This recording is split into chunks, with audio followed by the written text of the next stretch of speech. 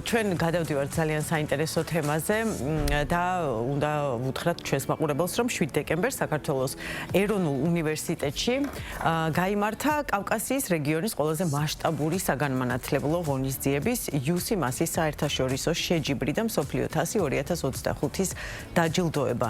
კონკურსმა 84 ქვეყნის 1500-მდე მოსწავლეს და 4000-ზე მეტ სტუმარს, მათ შორის პედაგოგებსა და განათლების სფეროს წარმომადგენლებს მოუყარა თავი.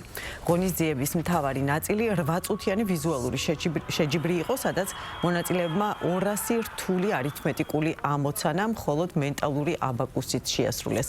საქართველოში პირველად ჩატარებულმა ამ მასშტაბის ღონისძიებამ კიდევ ერთხელ გამოკვეთა ქვეყნის მზარდი როლი გლობალურ საგანმანათლებლო სივრცეში და ახალგაზრდების კოგნიტური შესაძლებლობების საერთაშორისო დონეზე წარმოჩენის მნიშვნელობა. საქართველოსთვის, თბილისისთვის ძალიან მნიშვნელოვანია ესეთი მაღალი დონის საერთაშორისო ღონისძიების მასპინძლობა.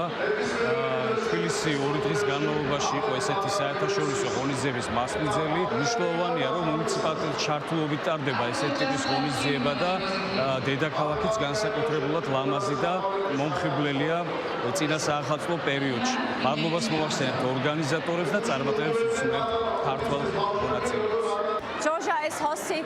საქართველოს მსოფლიოში ერთ-ერთ უზარმაზარ საგანმანათლებლო ჩემპიონატს UCMAS საერთაშორისო შეჯიბრს და მსოფლიო თასს 2025 უმასპინძლა. ჩვენ 1500-მდე სტუდენტი და 4000-მდე სტუმარი მივიღეთ. მე წელს გავედი პირველ ადგილზე, წინა წელსაც ვიყავ ინდოეთში და იქაც პირველი ადგილი დავიკავე. ეს არის ჩემი მესამე პირველი ადგილი. არც ისე მარტივი იყო ამის მოპოვება და გაკეთება, მაგრამ შემძერიდან გავაკეთე. დაუბრუნდებით კვლავაც პირდაპირ ეთერში და განვაგრძობთ, რა თქმა უნდა, საუბარს კავკასიის რეგიონში ერთ-ერთ ყველაზე შეიძლება ითქვას მასშტაბურ საგანმანათლებლო ღონისძიებაზე და განვაგრძობთ საუბარს ჩვენ სტუმრებთან ერთად, რომლებიც უკვე სტუდიაში არიან. ესენი გახლავთ საჰარ ჰარბი, UCMAS-ის საქართველოს ფრენჩაიზის მფლობელი საქართველოში და ასევე ლაშა გიორგი ბრეგვაძე, რომელიც გახლავთ გამარჯვებული. ძალიან დიდი მადლობა, რომ ჩვენთან ერთად ხართ და აღსანიშნავია რა თქმა უნდა ისიც თუ რამხელა მასშტაბის ღონისძიებაზეა საუბარი და პირველ რიგში არ შემიძლია არ მოგილოცოთ ის რომ ესე წარმატებით ჩაატარეთ ამხელა ღონისძიება. ამის ორგანიზებას მართლაც ძალიან დიდი რესურსი და ძალისხმევა სჭირდება. მოდით დავიწყოთ საუბარი იმაზე, თუ მოგვიყევით აი როგორ ჩატარდა ეს ღონისძიება. პირველ რიგში მადლობა მოწვევისთვის, მადლობა რომ მოიწვიეთ ლაშა გიორგი, ასევე ჩვენი UCMAS-ის გამარჯვებული საქართველოდან. საქართველოს უმასპინძლა მსოფლიოს და უმასპინძლა UCMAS საერთაშორისო შეჯიბრს 2025 წლისთვის და ჩვენ ვყავდა 1500 მოსწავლე 80 ქვეყნიდან მსოფლიოს მასშტაბით და ეს ჩატარდა საქართველოს ეროვნულ უნივერსიტეტში სეულში, რომელმაც დაგვითმა მათი შესანიშნავი ადგილი და ასევე ეს სულისკვეთება გადავეცით ყველა უცხოელს და ასევე ეს წინა საშობაო, წინა საახალწლო სულისკვეთება და ასევე საქართველოს უმასპინძლა გაესვა ხაზი.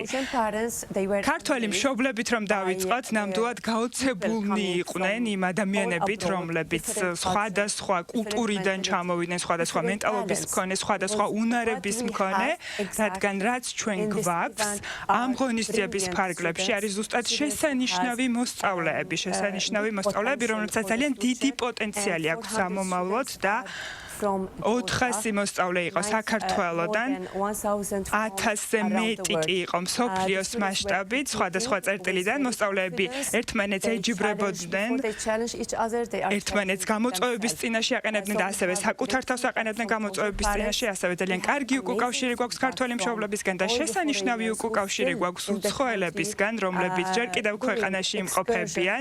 ექსკურსიებზე უნდათ რომ აღმოაჩინონ საქართველოს ეს მშვენიერი ქვეყანა, მთიანი რეგიონი, ყველა ისტორიული ადგილი, შესაბამისად ეს რა თქმა უნდა ჩატარდა იმ მხარდაჭერით, რომელიც ჩვენ გვქონდა მუნიციპალიტეტისგან, თბილისის მუნიციპალიტეტისგან და ნამდვილად შესანიშნავი ღონისძიება იყო და ძალიან კარგად ჩაიარა. და რაც კიდევ ერთხელ ხაზს უსვავს ხო მნიშვნელობას ასეთი მასშტაბური ღონისძიების ქვეყნისთვის ზოგადად და ხო ეს არის საოცარი ამბავი, როდესაც აი ამდენი ნიჭიერი ადამიანი ეზრდება საქართველოს და მთელ მსოფლიოს. თქვენ როგორ ფიქრობთ, ახლა ეს არის უბრალოდ ნიჭი თანდაყოლილი თუ შეიძლება ბავშვმა გამოემუშაოს? მინდა დავიწყო იუსიმაზე საუბრით, რომელიც დაარსდა 1993 წელს პროფესორ დოქტორ დინო ვონგის მიერ და მან დაიწყო მხოლოდ მცირე ცენტრით, სადაც მხოლოდ რამდენიმე მოსწავლე ჰყავდა. საკმაოდ მალე ეს უკვე გახდა გლობალური გავლენის მქონე აქტივობა და მიიღო აღიარება სხვადასხვა უნივერსიტეტებისგან, როგორც არის ჰარვარდი, სტენფორდი, სან-დიეგო, კალიფორნია. ამასთანავე მიიღო საერთაშორისო ჯილდო, ერთ-ერთი მათგანი გახლავთ გინესის რეკორდი, რომელიც მინიჭებული იქნა იმისთვის, რომ ეს არის ყველაზე მსხვილი საგანმანათლებლო ღონისძიება და ამის გათვალისწინებით შეგვიძლია გითხრათ, რომ აბაკუსის ინსტრუმენტის გამოყენებით, როდესაც მოსწავლეები ტვინის ორივე ჰემისფეროს ამუშავებენ, სწორედ აქედან იწყება მთელი ამბავი და ისტორია. ასევე ამ ყველაფერს ემატება ინოვაცია ამ წლების განმავლობაში, როდესაც ისინი მუშაობენ.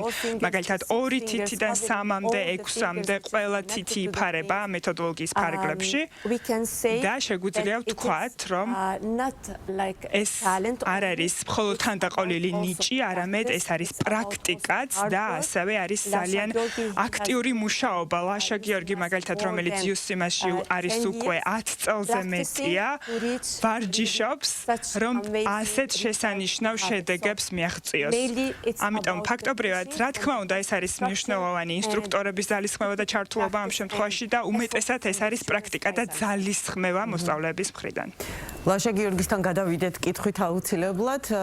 აი რა გზა გაიარე, აი როგორი იყო ის გზა, რომელმაც მიგიყვანა საერთაშორისო ეტაპამდე და უკვე შემდეგ გამარჯვებამდე? დიახ, პირველ რიგში მინდა აღვნიშნო ის, რომ ამ ყველაფერს მე დაუღალავი შრომის გარეშე ვერ მივაღწევდი. ყოველ დღე მეცადინეობდი 5 საათზე მეც და ეს ჩემპიონატი იყო ჩემთვის мотиваცია, რომ ძალიან ბევრი მეშრომა და ეს ჩემი ოცნება იყო, რომ სოფლიო ჩემპიონი გამხდარიყავი. სიმართლე რო გითხრათ, არც კი მოველოდი, რომ საერთოდ ჩემპიონი გავხდებოდი. მაგრამ როგორც ჩანს, ჩემად დაუღალავმა შრომამ გამოიღო შედეგები. შედეგს კი ვხედავთ, არაჩვეულებრივი შედეგია. აი თავიდან როგორ აღმოაჩინე შენში ეს ნიჭი? ერთ გადაცემას უყურებდი, შოუს ეგრე ვთქვათ. და მან დავინახე, რომ ვიღაც ბიჭი აკეთებდა აი ესეთი მენტალურ კალკულაციებს აკეთებდა და ძალიან გამაუცა. და მეც გადავწყვიტე, რომ შემესწავლა ეს ტექნიკა და სწავლის პროგრესში დავატყე, რომ საკმაოდ კარგად გამომდიოდა და უფრო და უფრო განვითარდი ამ დარგში. უფრო რთულ მაგალითებს ვაკეთებდი და უფრო და უფრო გამომდიოდა და აი ახლა რომ რაღაცა მაგალითი გითხრათ, უცებ შეგიძლია რომ გამოგვითვალო? მართლა? აი ნუ რა ვიცი, მაგალითად სულ ერთია მიმატება, გამოკლება იქნება გაყოფა თუ გამრავლება? კი. კარგი. მაშინ ნუ რა ვიცი, და 768-ს მივუმატოთ, რა ვიცი, 541. 1309. ეს სწორია? არ ვიცი. უნდა ვიდოთ, იმიტომ რომ სოფლიო ჩემპიონი ვიმყოფება. კალკულატორი შევდა. დარწმუნებული ვარ, რომ სწორია, დარწმუნებული. ძალიან დიდი მადლობა და სწორი იქნება. ეგელიად კიდე ხელახლა ამების მიასეთში. ეხლა გაყოფა. აბა არა, მოდი გავამრავლოთ, აბა. ჯერ ვერ იმას მოვასწარი, ახლა მე სამნიშნა ერთნიშნაზე გამრავლოთ, ან 4 ნიშნა ერთნიშნა. 2 ნიშნა 2 ნიშნაზე? ეგეთ შესაძლებელია. ალბათ უფრო მარტივია, თუ მაგას არა აქვს მნიშვნელობა ესეც არის მნიშვნელობა. არა აქვს, ხო? აი, დავუშვათ 659, გავამრავლოთ 255-ზე. სამნიშნებს არა, 2 ნიშნაზე. კაი, მაშინ 65 გავამრავლოთ 52-ზე. 65 52-ზე? 3380. ბრავო. 3380, რა თქმა უნდა. საოცრება არა მართლა თიცი იყენებ წარმო 4 თიცზე ხდება ეგ 6 უბრალოდ 6 თიცი აი მაყურებელს რო აუხსნა დაახლოებით ეს ტექნიკა რანაირად ხდება ამისთვის საჭიროა სპეციალური ხელსაწყო აბაკუსი ქვია და მაგაზე ხდება ეს მენტალური კალკულაციები ანუ ადრე იყენებდნენ აბაკუსი საერთოდ ანგარიშოა ხო ჩვეულებრივი საჩხაბუნოა ეს ადრე როდესაც არ არსებობდა კალკულატორი ძველ დროებში ამ აბაკუსს იყენებდნენ მაგის მეშვეობით და როდესაც ძალიან ხშირად გააკეთებ ამ აბაკუსზე მე შენ ტვიში ჯდება ეს კალკულაციები და მენტალურად შეგიძლია გამოთვალო რიცხვები გასაგები ანუ შენთვის ძველი დრო იყო და აი ჯონისთვის და ჩემთვის ახალგაზრდობა იყო ჩვეულებრივ ხო იმიტომ რომ მამა ჩემი ანგარიშობდა ხოლმე ასე როცა ანგარიშა ბატონო საჰარ აი მოდით რაზე ვისაუბროთ იცი აი ზოგადად რა მნიშვნელობა აქვს მენტალურ არითმეტიკას აი რას იძენენ ამით ბავშვები და უკვე შემდეგ როგორ იყენებენ მას აი შემდეგ ცხოვრებაში როგორც ლაშამ აღნიშნა პირველ რიგში მოსწავლეები, რომლებიც იწყებენ აბაკუსზე მუშაობას, რომელსაც აქვთ ეს მოძრაობა და მათ პატარა თითებს იყენებენ ამისთვის და როგორც ვიცით, თითები დაკავშირებულია ტვინთან და რატომ იყენებენ თითებს მოსწავლეები, იმიტომ რომ ეს არის ტვინის ფუნქცია, რომელიც აქტიურდება ამ შემთხვევაში და ამჟამად განსაკუთრებით ახლანდელ პერიოდში, როდესაც ისეთ ერაში ვცხოვრობთ, სადაც ინტერნეტი და ხელოვნური ინტელექტი შემოდის ჩვენი მოსწავლეები და ბავშვები ახალგაზრდა ასაკიდანვე სჭირდებათ მათ ასეთი ტექნიკის გავლა და ცოდნა იმისთვის რომ საბაზისო რამ ჰქონდეთ და საბაზისო ამ შემთხვევაში ნიშნავს იმას რომ ტვინი განავითარონ იმიტომ რომ ახლა ვინ შექმნა ინტერნეტი ვინ შექმნა ხელოვნური ინტელექტი ჩვენ ადამიანებმა შევქმნით თუმცა ჩვენი ტვინი არის მთავარი ამიტომ ყველაზე მნიშვნელოვანი არის ის რომ ყველა განმანათლებელი ყველა მშობელი ფოკუსირებული უნდა იყოს იმაზე როგორ განვავითაროთ ტვინი კვლევების მიხედვით და კვლევების შედეგების თანახმად ამყვანი უნივერსიტეტებისგან ვიცით რომ მოსწავლეები ბავშვები რომლებიც UCMAS-ის პროცესს გადიან ტვინის განვითარება უმჯობესდება IQ-ს დონე და ნიშნული არის უფრო მაღალი და რატომ? იმიტომ რომ კონცენტრაციის დონე რომელიც ბავშვს სჭირდება იმისთვის რომ ასეთი სავარჯიშოები გააკეთოს არის ძალიან მაღალი და მაღალი დონის მახსოვრობა მეხსიერება მაგალითად გაკოთილის პროცესში ჩვენ გვაქვს ძალიან ბევრი აქტივობა რომელსაც ვატარებთ და რომელიც დაკავშირებულია კონცენტრაციის გაუმჯობესებასთან, მეხსიერების გაუმჯობესებასთან და ფოკუსირების უნარების გაუმჯობესებასთან. ასევე ჩვენ EQ-ზე ვთამაშობ და EQ ამ შემთხვევაში ნიშნავს იმას, რომ როდესაც ჩვენი მოსწავლეები სცენაზე გავლენ მაგალითად ამ ჯილდოს დაიკავებენ, არ აქვს მნიშვნელობა პატარა ასაკიდან იწყებენ გამარჯვებულნი არიან თუ არა, როდესაც სცენაზე ვხედავთ თუნდაც 4 წლის ბავშვს, რომელიც ამ ჯილდოს მფლობელია, ამ დამატებით мотиваციას ვაძლევთ, რომ საკუთარი თავი გამოწვევს წინაშე და აყენონ თვით დაჯერება, გაიზარდოს და გაუმჯობესდეს და ეს არის პატარ-პატარა ნაბიჯები. ერთ მხარეს არის მაღალი IQ და მეორე მხარეს არის მაღალი IQ. საოცარი რამ არის, როდესაც ორივე ჰემისფერო არის ჩართული აქ და უკვე ბავშვობიდან მოდის ამის აბსოლუტურად მართალი ბრძანდება ქალბატონი საჰარი, როდესაც ნუ ეს უკვე მომავალში მენდეთმე ძალიან ბევრ პრობლემას ააცილებს უკვე ასაკში რო შედიან ეს ბავშვები, ნუ დემენციის პრობლემა თუნდაც და სხვა ესეთი დაავადებები რომელიც თვითონ არის. რა მაინტერესებს რომ კითხოთ, ესეთი პატარები არიან და თითქოს ბავშვობიდან ზრდასრულ ადამიანს შეიძლება რომ შევასწავლოთ ეს ტექნიკა? Yesterday we have in our event on Sunday ღონისძიებაზე უბრალოდ კვირას ღონისძიების ფარგლებში ყავდა ქალბატონი რომელიც წარმოადგენს იტალიის საელჩოს რომელიც საკმაოდ ასაკიანია და დაინტერესებული იყო ასეთი პროგრამით ზრდასრულებისთვის და პროფესორი დინო ვონგი რომელიც უზიარებდა მას ამ ინფორმაციას უთხრა რომ ყველა ასაკისთვის მუშაობს თუმცა ჩვენი მთავარი მიზანი და მთავარი ფოკუსი არიან ბავშვები, იმიტომ რომ ტვინი ადრეული ასაკიდან ვითარდება. ჩვენთვის უკვე ჩვენ გარკვეული შეზღუდვები გვაქვს ტვინის განვითარების თვალსაზრისით, ამიტომ იგივე შედეგებს ვერ მივაღწევთ, როდესაც აბაკუსზე მუშაობას ვიწყებთ, უკვე ფიზიკურ აბაკუსს ამოვიღებთ პროცესიდან და უკვე წარმოსახვას ვიწყებთ, როგორ მოქმედებს ეს ყველაფერი 4-დან 14 წლამდე ბევრად უფრო მარტივია მათთვის, რომ წარმოიდგინონ ეს ყველაფერი. არ ნიშნავს, რომ შეუძლებელია ზრდასრულებისთვის, თუმცა უფრო რთულია.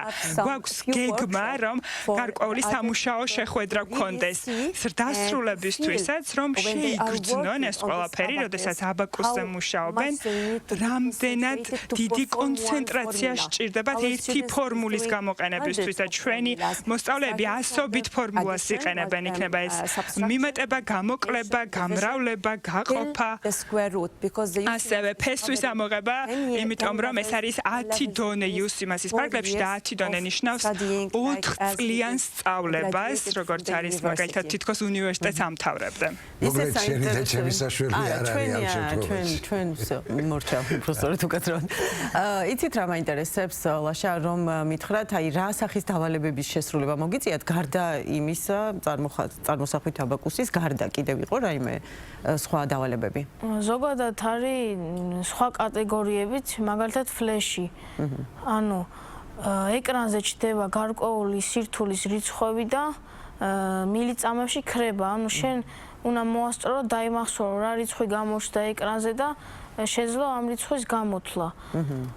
ასევე ამაზეც მეცადინეობდი, არის სპეციალური აპლიკაცია თვითონ UC-მასის, სადაც მე ვარჯიშობდი გარკვეულ რიცხვებზე, მაგალითად ორნიშნები, სამნიშნები და ასე შემდეგ. და ასევე ვიზუალური, სადაც ფურცლებს გვაძლევდნენ და მანდ იყო გარკვეული მაგალითები, რომელიც უნდა ამოგვეხსნა 8 წუთის განმავლობაში. და ყველაზე რთული რა იყო? ყველაზე რთული ჩემთვის ალბათ ფურცლები იყო. ნახამციკ 200 მაგალითი იყო და ძალიან ბევრი მაგალითი იყო და უნდა სწორედ გამეკეთებინა მოკლედ. მშვენივრად გაართვი თავი, კიდევ ერთხელ გილოცავ ამ არაჩვეულებრივ გამარჯვებას, კიდევ ერთხელ გილოცავთ ამ შესანიშნავი ღონისძიების ჩატარებას, რომელსაც მართლა ძალიან დიდი მნიშვნელობა აქვს. და პირველ რიგში ძალიან დიდი მადლობა, რომ ამ ხილვა საქმეს აკეთებთ. რასაკვირველია და ჩვენს მაყურებელს აუცილებლად შევახსენოთ, რომ ჩვენთან ერთად იყვნენ სახარ ჰარბი, UC-მასის საქართველოს ფრენჩაიზის მფლობელი საქართველოში და ლაშა გიორგი ბრეგვაძე, გამარჯვებული. წარმატებას გისურვებთ წინსვლას და ყოველივე საუკეთესოს საქმეში.